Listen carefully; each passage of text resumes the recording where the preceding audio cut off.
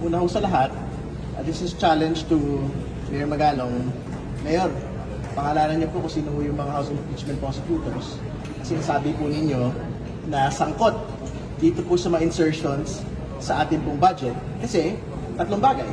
Una, yung po ipinasang budget for 2026, no? Ang sabi po ng Palasyo, Kongreso at Senado, wala pong insertions po dito. Pangalawa, ngayong araw pa lang po itinurn over ng ehekutibo sa Kongreso yung pong National Expenditure Program for 2027. Ang may absolute control over the net ay yung ehekutibo, hindi po mga kongresista at mga senador. Ikatlo, wala pa mga deliberasyon yung pong House Committee on Appropriations.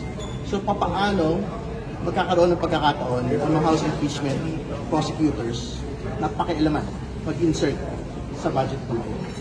At tingin ko yung ganito pong naratibo ay nagsisilbi doon po sa interes ng pangalang Pangulo. Ito po ay hinihiling na wasakin ang kredibilidad ng prosecution, but we will not be swayed, we will not be distracted.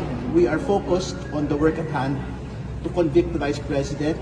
Tingin ko mas mabuti po na tugunan po ng ating pong mabuting mayor ng Baguio City, yung pong seryosong mga usapin na kanila po ang kinakaharap dito po sa nagdaang pong mga resulta na habagan po sa kanila.